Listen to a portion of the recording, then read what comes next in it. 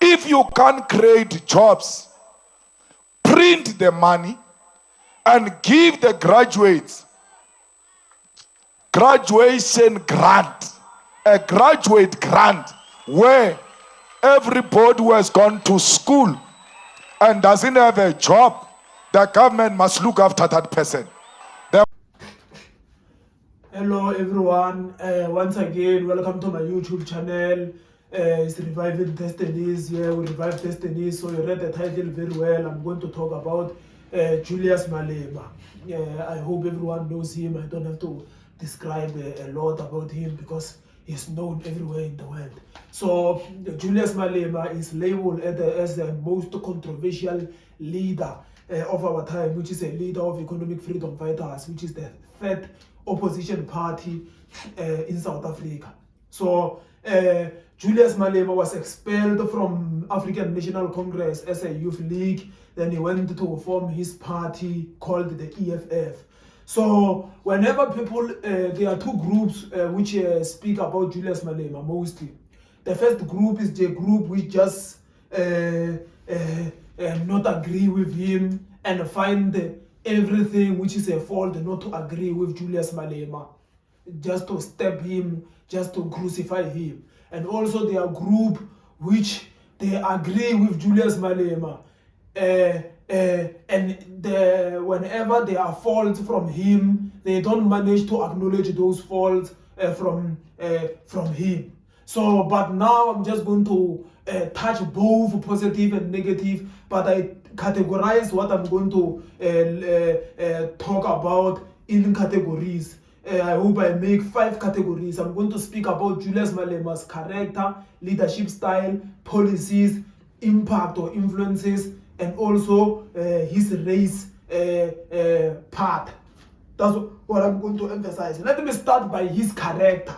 So Julius Malema, I can start by explaining the fact that his character is a very impatient person. The character of being impatient is being portrayed in the parliament, where he show up his temper, sometimes even things which he can just calm down. We understand that we are imperfect people. It's not like all the time we always chilled. There are times when we exploit, but he regularly exploit in the parliament. Then secondly, he most of the time in the parliament, people we are willing to listen to him, but he does not show an interest in listening to people. You see, when you are a leader, you should learn to listen to people, let them talk and finish without intercepting them. So even when they speak about things which you don't agree with, things which you don't stand for, so it's good to just listen and let them finish. So him, most of the time, he doesn't show the sign of listening to other people who don't agree with him, especially when they don't agree with him. We should not only praises or comment the things which we agree with. We will listen both from when people we agree with and when people we don't agree with him. And also he's a brave person, he's a bold person, so he's a very intelligent person. So that's how it is about Malema. So he show his braveness mostly when he address issues of land, issues of race, and issues of corruption in South Africa. So that's it about Julius Malema. And I cannot even run away from the fact that we have issues in South Africa, and some of those issues is the inequality in South Africa, the institutionalized racism in South Africa, the inequality where 10% of the population of South Africa control 80% of the world. And it seems like it's only Julius Malema, which is a famous leader, which emphasizes these problems. We don't see African National Congress talking about such issues. But him, there is no reasonable doubt that he's a very brave leader, he's a very bold leader, but I think he just need to balance on the section of patience, on the section of kindness, and then the section of listening to others, on the section of showing love. Him like he's too outspoken when he faces the condemnation, but there are some section of characters which he should balance with to even make himself a great leader. That's all what I can say. So he still have like a way to go. That's what I can say. So then the second part I can touch is his leadership style. So we know that we have three types of leadership. We have autocratic leadership, we have laissez-faire, and we have democratic leadership. So South Africa is labeled as a democratic country, but him, I think, is more autocratic than democratic. He's more autocratic, and sometimes it even portrays as dictatorship, and which is something which is very nice, which is something which is not nice. The dictatorship or the autocraticness is being portrayed whenever there are certain sections which you can even see that even the EFF members, his colleagues, they don't agree with, but him, he just keep on standing for such things. You know, in the leadership, you have to make sure that you listen to the input of others. Then whenever we have a motion which is being portrayed, there should be a vote among the party, among the interior party, where we should have to see which how many people support that motion and how many people don't support that motion. Then majority will be the one which rule. It must not be what Malema's command which always rule. In that way, it's not the democracy which we are labeled of. It should be the majority that rules, though the opinions of the minority should also be emphasized. So that's how it is about that issue. Then another thing to touch is also is his policies. So what I can say is his policies, we can say that they can be the great policies, at the same time they can be very dangerous policies for our country. So we know the first policies is the socialism policies. So let me touch the policies of the nationalization of all the strategic sectors of the economy. So we know government is a corrupt entity. So as government is very corrupt, imagine when everything is being controlled by government. This means everything now will start to go to the pocket of the politicians. Yes, we can combat the corruption, as they always say this in the EFF, but that's something which we have to note also. That's hence I emphasize the fact that they can be dangerous policies or they can be great policies, knowing that the existing capitalization which rule in South Africa failed our country is a cause of the reason why we have 10% of the population controlling 80% of the wealth. We have the state, we have too wealth in the cities of South Africa, more especially Cape Town. We have a city, a city inside Cape Town where there are two countries, the country of Camps Bay and the country of Khayelitsha, which they are not far away from each other, but they are in the different world. So the policies of socialism or communism can be dangerous. There are disadvantages of communism or socialism. We have seen in the countries which took the decisions of capitalism, communism or socialism. We have seen where those countries ended up, and lots of people ended up dying on the process. I acknowledge the fact that capitalism, also lots of people are dying as a result of capitalism. We have seen people protesting being shot by the police.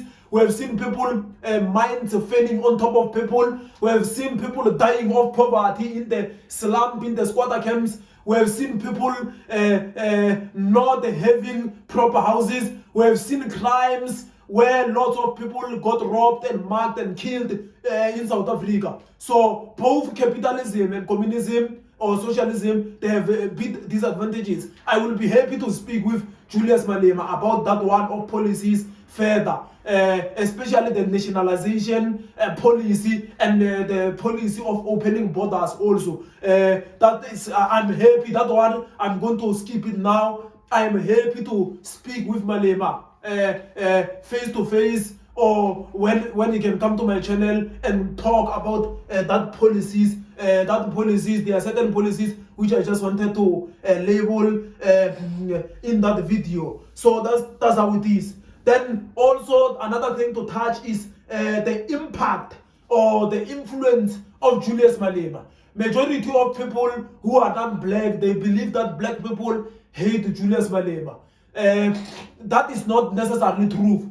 So that's not necessarily true. Hate or dislike or disapproval is the matter of a personal conviction of a person. It's a matter of the heart of a person. Majority of black people, to be honest with everyone, they will criticize Malema when they are next to white people, when they are next to Indian people, when they are next to other races, knowing very well that Malema confronted those races. I cannot conclude whether they confront them while it's right or wrong, but trust me, whenever you are a white person, majority of black people, even those who like Julius Malema, majority of them will speak bad about Julius Malema, knowing very well that he confront white people in general. So Malema has a very strong impact or influence in South Africa, and majority of black, especially on black communities, majority of black people are those who are neutral. Then after those who are neutral, followed by those who really appreciate him. Then majority of those who are neutral, they agree with him in most of the things. So that's how it is, just that they choose not to follow him. The reason why they can't vote for EFF, majority of them, about those whom that I've chatted with, and about those whom I have seen the comments on YouTube, and also those who have already spoken public. The reason why majority of people don't vote for EFF is because of its policies, like I said. So that's how it is. Knowing very well that Indian and white people, and I don't know much about colors, those ones, they don't vote for him because they believe that he is anti-non-black people. So that's how it is. As we are going to speak about his race party, I'm going to touch the fact of, I'm going to discuss the fact that is he indeed anti-white people? That's what we are just going to discuss. So Malema has a very strong impact. We have seen his impact where his party, which was registered in 2013, grew very fast to be a fat opposition. It grew very, very fast and is still growing. When in the first election, EFF got some percentage, and the second time in 2019, the percentage grew very fast. So you can see that the impact of Malema is exponentially growing in our country. And at the same time, as I said, the policies also, they are the stumbling block of the growth of EFF. And also there are certain things which I believe he has to sort, like some of his characters, also some of his impatient personalities. So that's what he has to sort. So now I'm going to speak about that one of race, and at the same time I'm going to be honest with everyone about that portion of race, that segment of race. So South Africa is a country which is threatened by racism. So racism is a major problem in South Africa. Majority of people believe that Julius Malema is inciting racism in South Africa. There was racism even before Julius Malema. We are coming from the mark of colonization, followed by apartheid, then came the corrupt government. So the issue of racism has never been resolved, because most of the time reconciliation is preached to some group of race, but to other group of race, they are preaching intolerance. So whenever we preach racism, they cannot resolve it whenever it comes to such cases. So there are parts where Malema is right, I believe is right, whenever he confronts the certain race issues. And there are parts where I just believe that he's just looking for faults from people of other races, and try to make those faults and make their lives mystery. This two can be handled also. Whenever you confront the institutionalized racism, economic racism, where 10% of the population control 80% of the wealth, that one I believe is the fact which everyone knows. We have inequality which is racially based in South Africa. So that one, when it's being emphasized, I believe very well that into that case I agree with him. And also there are cases where racism has been made to black students in school, to black people in workplaces.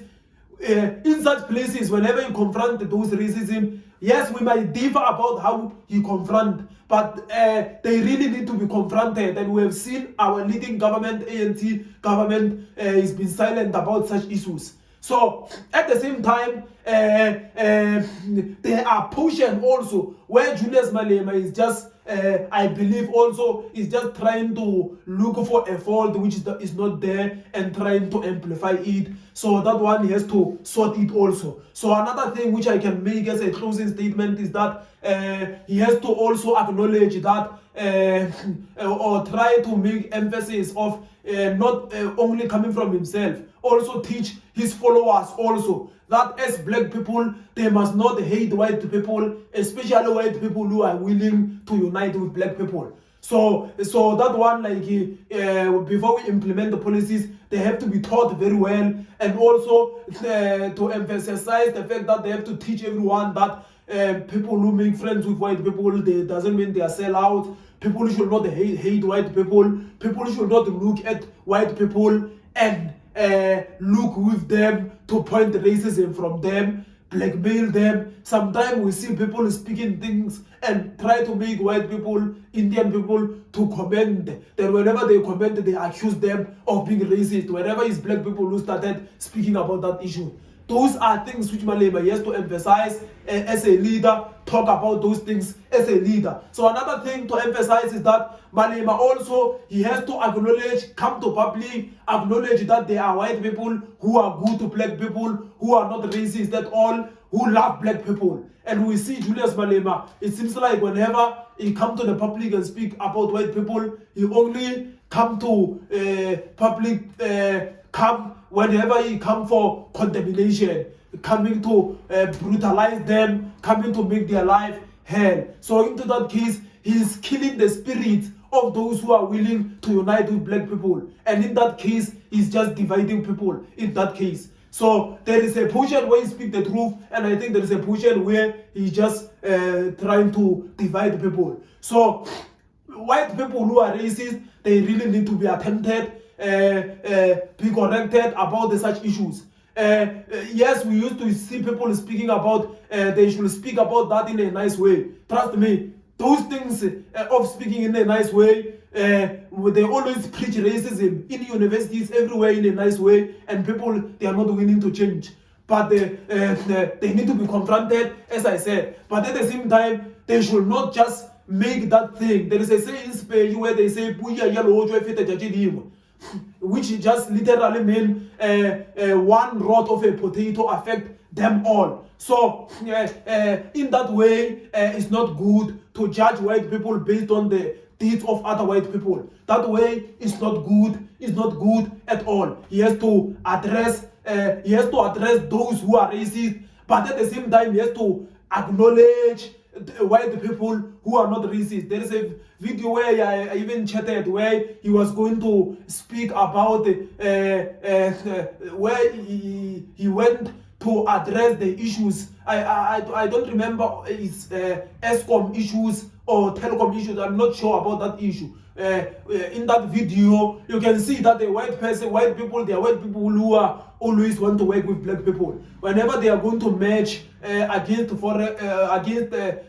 ESCOM for having the problems of the electricity, there were white men who came there and he joined the EFF, and he was there to show that white person really wanted the problems of South Africa being fixed, he was a CEO of that company. Then he came to join them whenever they are going to march for that case. So you can see that there are white people who are always who are willing to unite with black people, work with black people. So Malema, whenever he come to public, he should acknowledge the goodness. He should acknowledge those who are good as much as he address those who are racist. And at the same time, he should teach black people that even them, they have to be good to white people who are good. So that's it about that issue. Then another thing to address is that, as I'm concluding, is that let Malema also have